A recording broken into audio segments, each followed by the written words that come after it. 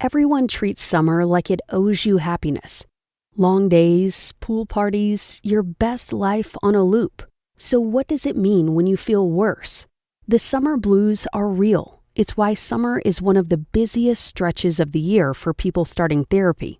Therapy is not only for when you're in crisis. Growth therapy is for all the moments when you decide you want more. More support, more clarity, more tools. Mental health isn't a destination you reach. It's something you build, and Grow makes that easier. Grow connects you with thousands of high-quality licensed therapists across the U.S., offering both virtual and in-person sessions, nights and weekends. You can search by what matters, like insurance, specialty, identity, or availability, and get started in as little as 2 days. There are no subscriptions, no long-term commitments. You just pay per session. Grow helps you find therapy on your time. The therapist you want takes your insurance on Grow. Grow accepts over 125 insurance plans. Sessions average $21 with insurance, and some pay as little as $0 depending on their plan. Visit growtherapy.com/booknow today to get started. That's growtherapy.com/booknow. growtherapy.com/booknow. Availability and coverage vary by state and insurance plan. Stoveleg Media, igniting conversation.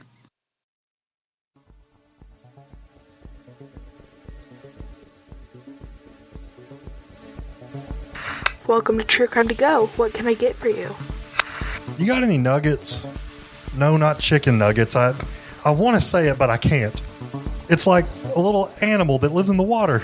Pull up to the second window and we'll see you next crime. Welcome to True Crime to Go. I'm John, here with Jamie. You looking for some fish nuggets? It's almost like Beetlejuice. If you say it more than 3 times, you get a lawsuit. Yeah, apparently you do. This is, I don't know, this place is massive in both the locations, its presence, and its financial prowess, and it's not looking to give up any of its territory. No, it's not. In fact, there's a mom and pop establishment that is facing some legal heat and pressure from this establishment. Who are we talking about, Jamie? Yeah, I think we got to say it. We're talking about Buc-ee's. So we're going to talk about a trademark infringement lawsuit that was filed by Buc-ee's against a small Ohio business. If you do not know what Buc-ee's is, it is a gas station / theme park where it has 100 gas pumps and the biggest bathrooms you ever saw. Yeah, I mean, you're not wrong when you say it's like a theme park, but there's no roller coasters, but there is a line to literally everything because there's always a billion people. But we have one fairly close to us that just came in a few years ago, and it's always busy. Yeah, but I'm a fan. I mean, the gas is generally cheaper than it is other places, and they have good brisket and beef jerky and beaver nuggets. I don't know if anybody's ever had those, not made from real beaver, but it's they're growing, more and more popping up. It's a Texas-based chain, and they're not wanting people to get in their way. Yeah, this establishment is based out of Texas, and it has become pretty much a nationwide chain at this point. But the company has previously filed multiple trademark infringement lawsuits against other businesses whose logos or names it alleged were confusingly similar, including those featuring various cartoon animals. So the story we're talking about today. So on July 26, 2026, HBO's Last Week Tonight with John Oliver aired a segment criticizing Buc-ee's for its history of legal actions against smaller companies over their mascots. During the episode, Oliver introduced Buck Off merchandise featuring a squirrel character named Mr. Nutterbutter, and publicly dared the company to sue him. 2 days later, on July 28th, 2026, Buc-ee's Ltd. filed a federal lawsuit in the U.S. District Court for the Southern District of Ohio, Western Division at Dayton, against Haynes Road Carryout, the operator of Beaver's Mini Mart, located at 1592 Haynes Road in Beaver Creek, Ohio.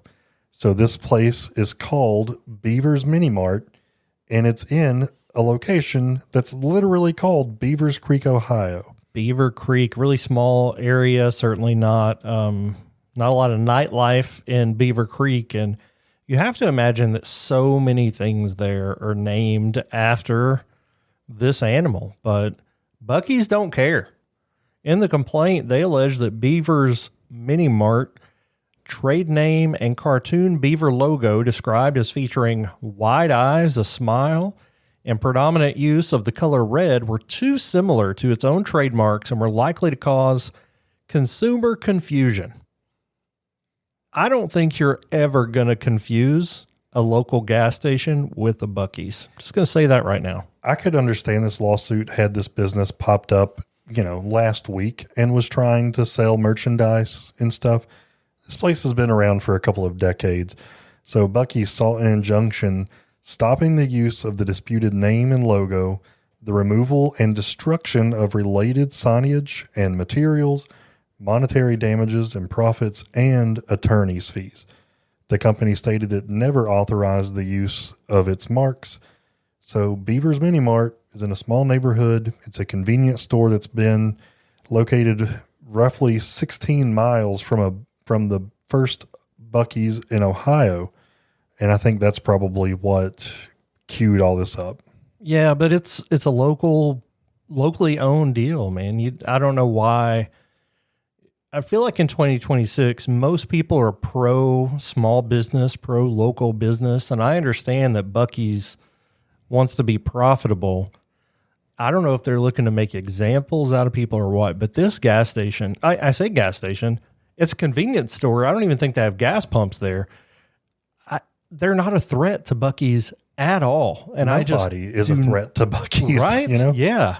Walmart. I heard Dolly Parton starting her thing to compete with Buc-ee's. And it's open. The first one is already open, but it is if I'm not mistaken, it's advertised as like a rest stop, because I know for Buc-ee's, you're not allowed to have 18-wheelers in there, but I think for Dolly's, you are. Yeah. Dolly welcomes everybody. I think she should front the money for the Beaver Mini Mart to help them fight against the almighty Buc-ee's. That's what I would like to see. I did misspeak. I said this place has been open for 2 decades, but I'm wrong. It's been open since 2017. For some reason in my mind, that was 2007. So. I think Buc-ee's was around then. It certainly wasn't as, across the country. It wasn't as global as it is now. But man, this just, it hurts my heart to see this. Any local business kind of trying to get snuffed out like this. Big businesses using their wealth to go to court and fight because other people can't afford to. It's a travesty, a sham, and a mockery. I call it a Travis-mockery. And that is probably going to be the title of this episode. Travis-mockery, but it is not done. It is not done. We will be right back after this break.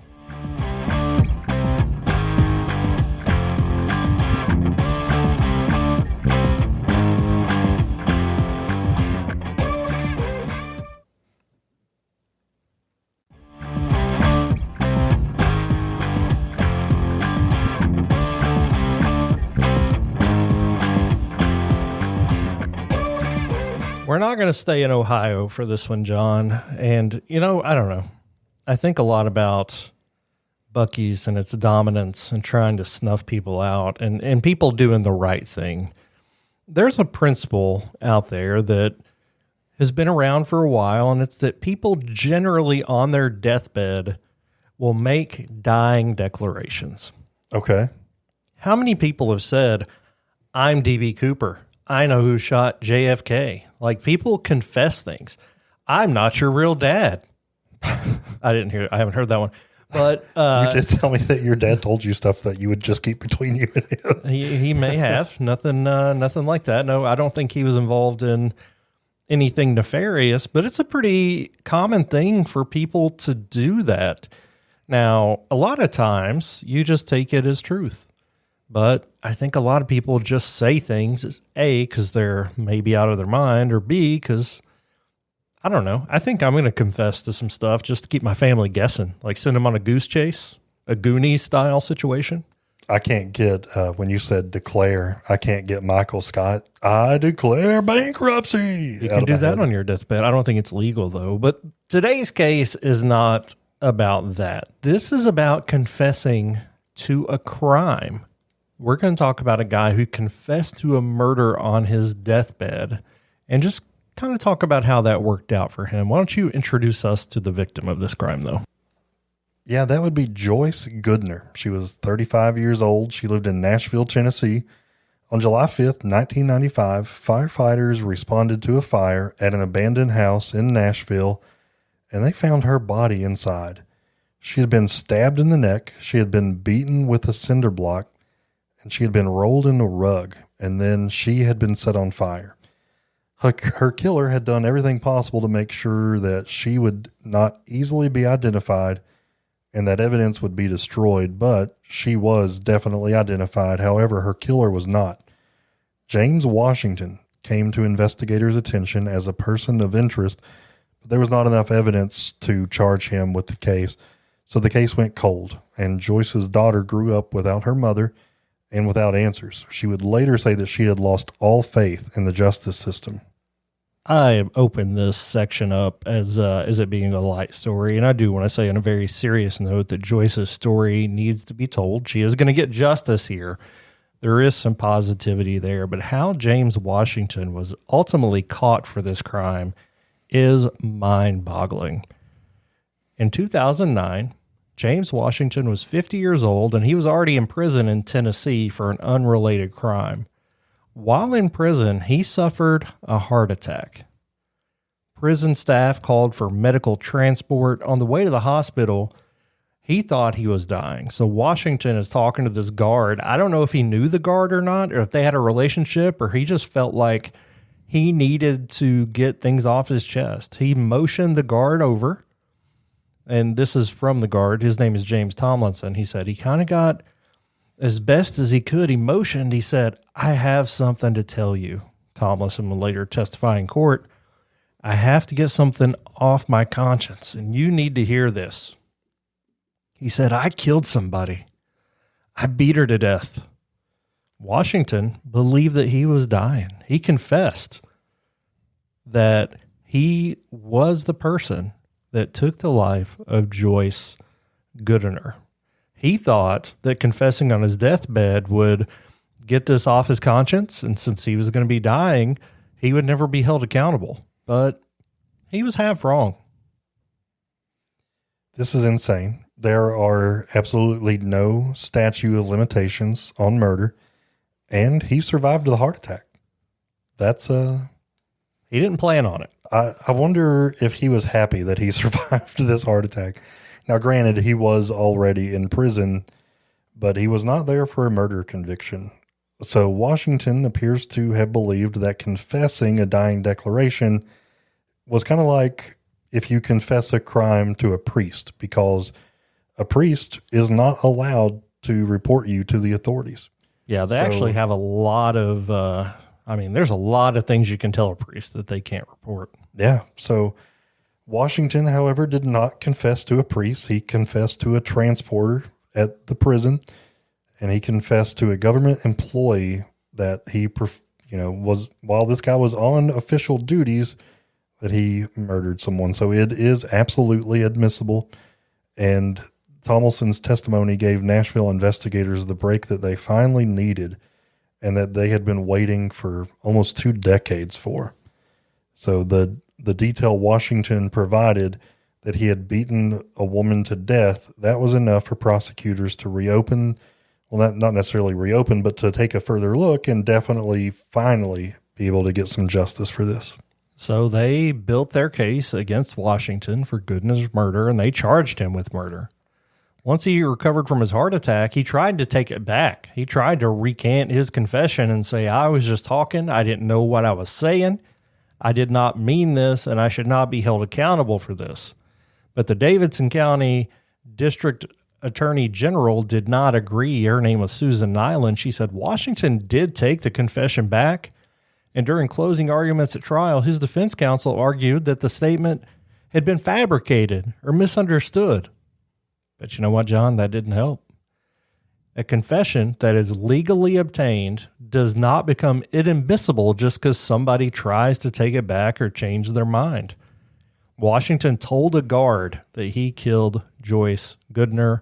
That guard testified to exactly what he heard, and the jury believed him.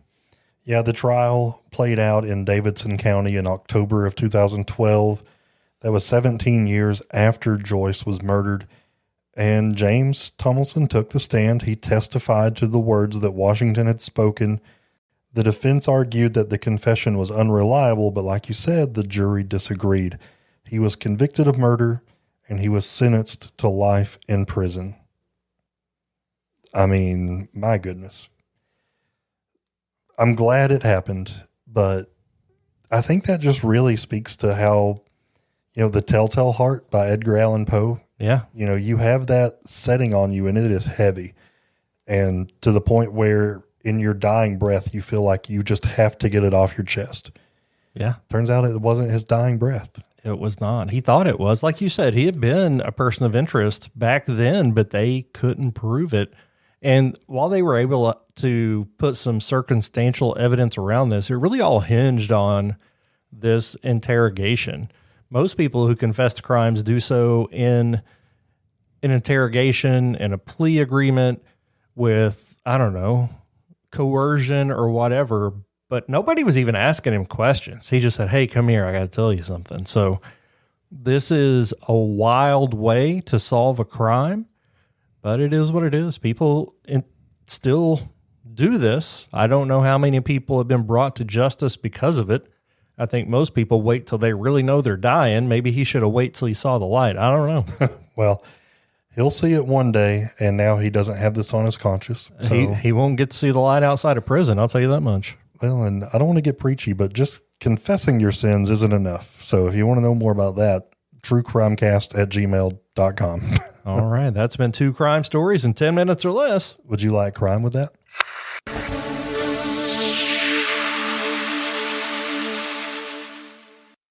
You've listened to True Crimecast, distributed by Stoveleg Media. Check out stoveleg.com to find out more about your hosts and to find other podcasts to listen to. Stoveleg Media, igniting conversation.